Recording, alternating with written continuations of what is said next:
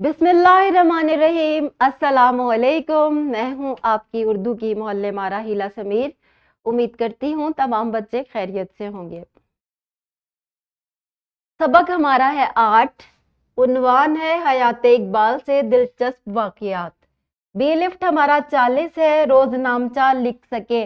रोजनामचा क्या है? रोजनामचा होता है डायरी, जिसमें आप रोजाना के अपने एहसासात और जज्बात लिख सकते हैं। इसके अलावा डायरी और भी बहुत सारे कामों के लिए इस्तेमाल होती है, जो हम आज आपको सिखाएंगे। तसलसल की ये मश्क अपनी बुक पर कर लें। दर्ज झेल सवाल का जवाब हाँ या नहीं में दें कि आप रोज़ाना की अपनी ख़ास बातें डायरी में लिखते हैं। बहुत सारे बच्चे जो हैं वो डायरी में लिखते हैं और कुछ नहीं लिखते।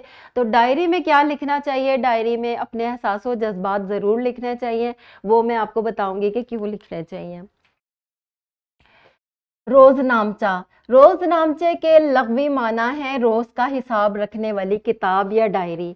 ये एक ऐसी तहरीर होती है जिसमें रोजाना की बुनियाद पर ज़ाती वाक़ियात, ख़यालात, मुशाहिदात और तजर्बात लिखे जाते हैं।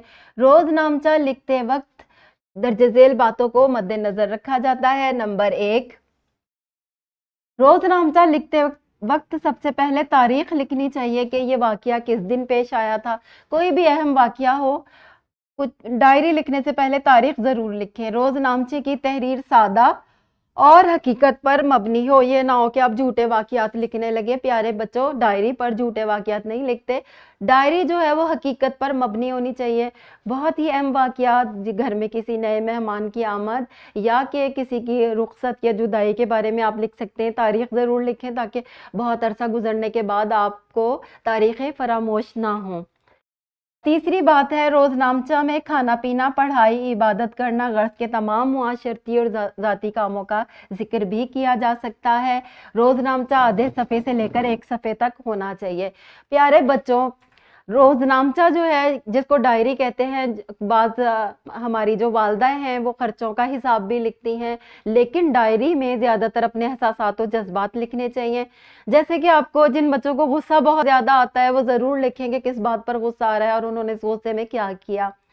कुछ अरसे के बाद आप उन एहसासात और जज्बात को पढ़ेंगे तो आपको अंदाज़ा होगा कि आप बिलावजह गुस्सा कर रहे थे। बहुत सारी बुरी आदत छूट भी जाती हैं।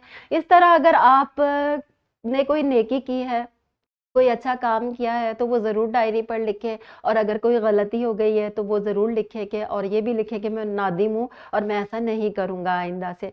तो इन बातों को लिखने से आपकी एक तो आपके अंदर का गुबार निकल जाता है, आपका कैथारसिस हो जाता है, और दूसरा आप एक अच्छे इंसान बनते जाते हैं।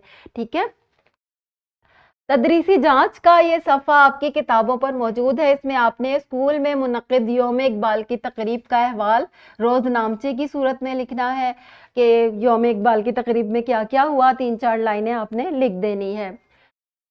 और मेरी आज सालगिरह है। सब बच्चों ने डायरी का एक सफ़ा लिखना है। अपनी सालगिरह वाले दिन किस तरह मनाई जाती है, कौन कौन से तोहफे मिलते हैं, आपके क्या एहसास और जज्बात होते हैं सालगिरह वाले दिन जब तोहफे आपको मिलते हैं, तो आप कैसा महसूस करते हैं और घर वाले आपका किस तरह ख्याल रखते हैं। इन सब बातों को आपने डायरी पर ज़रूर लिखना है ताकि आइंदा भी आपको याद रहे कि घर वाले आपको कितना प्यार करते रहे हैं।